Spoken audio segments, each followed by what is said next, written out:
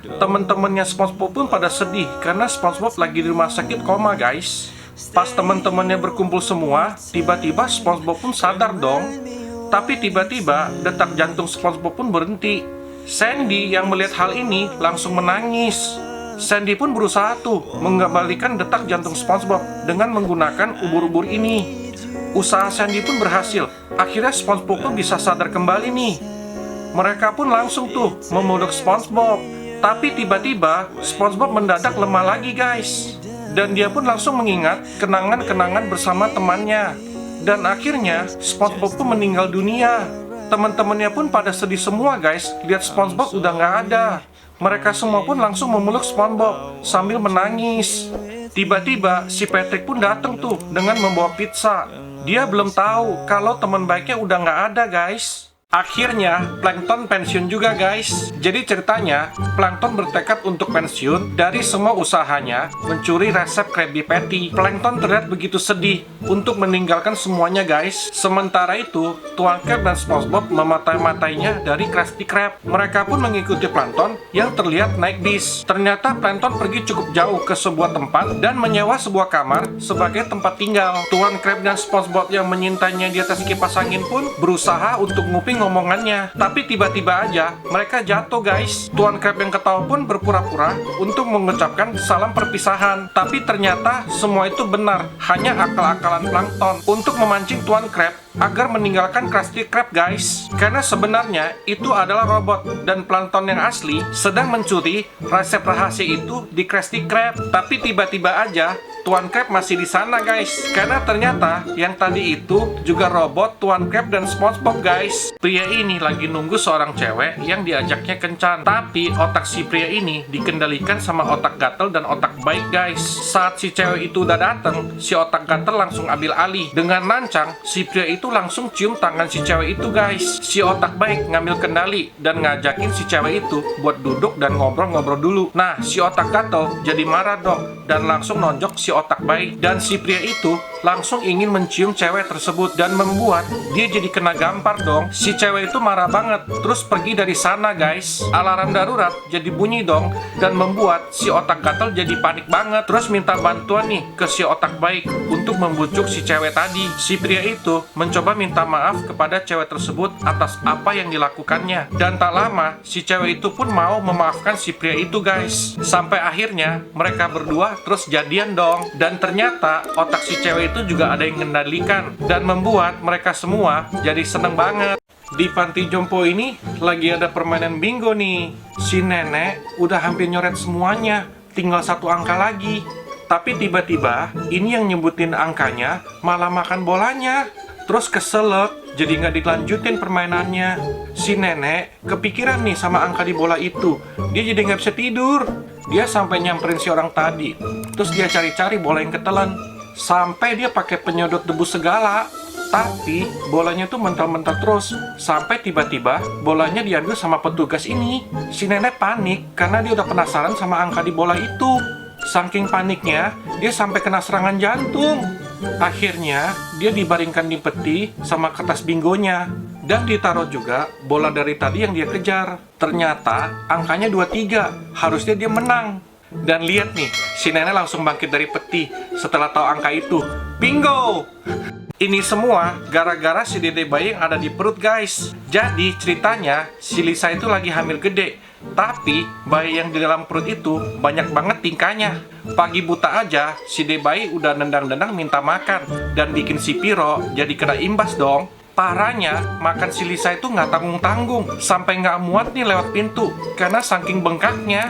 Lagi nonton film lucu aja, si Lisa malah nangis nggak jelas, guys. Dan itu bikin si Piro jadi makin pusing dong. Sampai pada suatu hari, bayi mereka lahir, guys. Nah, ternyata bayinya mirip banget nih sama si Piro. Sampai semua tingkah Piro itu ditiruin. Tapi si Lisa yang udah jadi ibu, itu jadi banyak banget kerjaan. Dan bikin dia lupa kalau dia lagi nyetrkaan. Karena bayinya nangis. Tiba-tiba aja ada asap di kamar. Ternyata colokan setrikaan lupa dicabut. Dan baju si Piro jadi korban deh. Cowok ini punya studio foto, tapi akhir-akhir ini usahanya lagi sepi. Suatu hari, ada seorang cewek yang berbaju merah datang. cewek itu minta difoto, tapi wajahnya itu kelihatan sedih. Setelah difoto, cewek itu disuruh balik lagi besok buat ngambil fotonya. Tapi pas dicetak, cowok ini kaget karena hasil fotonya ngeblur. Cewek itu pasti kesel. Besoknya, cewek itu datang lagi untuk ngambil fotonya.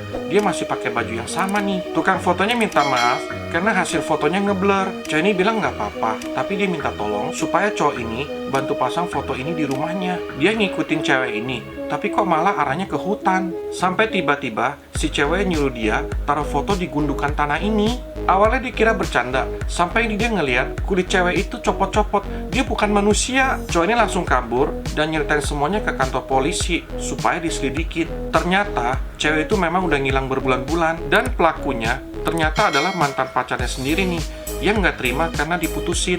Ngeri banget ya. Dua si Joli ini saling jatuh cinta, tapi tiba-tiba ceweknya ini kecanduan akut main HP. Sampai-sampai dia cuma bisa diem kayak batu gini. Saat makan malam aja, cowok ini nyoba romantis dengan saling menghisap spaghetti, tapi ceweknya nggak respons. Di bioskop pun tetap aja dia main HP. Udah dicium-cium pula, tetap aja dia masih diem. Cowok ini pun melamar ceweknya dengan romantis, sampai dikasih rumah, tapi tetap aja tuh ceweknya nggak noleh sedikit pun dari HP-nya. Parahnya lagi, pas pindahan barang dia cuma duduk main HP. Di saat cowoknya itu bersusah payah beres-beresin rumah sendirian, cewek ini benar-benar kehipnotis, ngestak di depan HP doang gitu deh. Cowoknya yang kerja, cowoknya juga yang nyuci. Lagi honeymoon di banyak tempat aja, cowok ini cuma didiemin doang guys. Padahal dia lagi semangat-semangatnya tuh. Naik roller coaster aja nggak ada ekspresi gini. Cowok ini sampai bonyok-bonyok tuh, udah kerja, ngerjain pekerjaan rumah, udah gitu nggak dapet yang enak-enak lagi dari istrinya. Si cowok pun udah nggak kuat lagi, sampai akhirnya lanjut Part 2, cowok yang pacaran sama cewek yang kecanduan akut main HP, sampai-sampai dia jadi diem membantu gini. Cowok ini pun nggak nyerah, dia sampai coba pakai kostum HP untuk menggodanya, tapi tetap aja nggak berhasil. Udah capek, nggak diurusin, nggak bisa diajak bercocok tanam juga pula. Tersisa banget deh cowok ini, mau diajak main pingpong aja nggak bisa, sampai berhari-hari dilewatin. Rasanya hubungan mereka ini hampa banget. Lama-kelamaan, cowok yang tadinya periang ini sekarang jadi pendiam juga.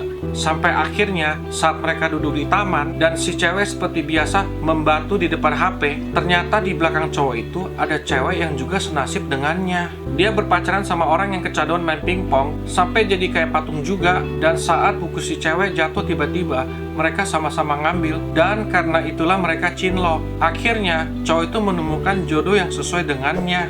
Dan mantan mereka yang udah kayak patung karena kecanduan kronisnya, malah mereka jadiin ganjilan rak dong.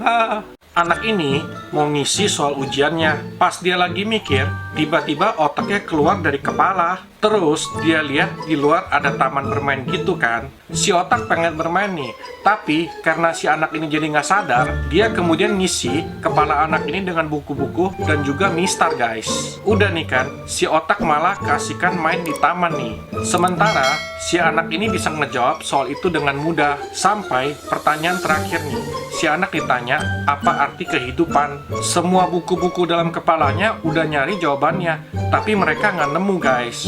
Sampai-sampai isi kepalanya itu kebakar. Akhirnya otak yang lagi asik main ini langsung cepet-cepet balik dan ngeliat pertanyaan itu. Dia kemudian ngeluarin semua buku dalam kepala nih. Akhirnya dia dan si anak ini bisa menjawab pertanyaan itu. Dan setelah selesai ujian, dia bisa bermain di taman dengan bahagia guys. Ternyata Spider-Man itu ada yang bocil guys. Jadi ceritanya Spider-Man ini lagi muter-muter di tengah kota. Nggak sengaja dia ngeliat ada dua bocil yang kayak kehilangan sesuatu. Setelah diketahui, ternyata skuter si bocil cewek itu hilang guys. Dan tepat banget dong, Spider-Man datang. Si bocil jadi berharap banget kalau Spider-Man itu nemuin skuternya. Sang pahlawan super pun langsung bergerak dan menanyakan kepada setiap orang. Tapi dia nggak dapet informasi. Bocil cewek pun jadi sedih banget. Tapi tiba-tiba aja Spider-Man dapat sinyal kalau temen Spider-Man cewek itu siap membantu guys. Dan langsung menemukan jejak dari roda skuter itu. Setelah ditelusuri, mereka nemu lagi nih kelingking dari skuter itu. Tapi menuju tengah jalan guys. Dengan cepat, kedua Spider-Man itu pun kompak menahan mobil itu dengan jaring laba-labanya dan mengambil skuter itu. Dan akhirnya, bocil cewek itu seneng banget dong, skuternya kembali guys.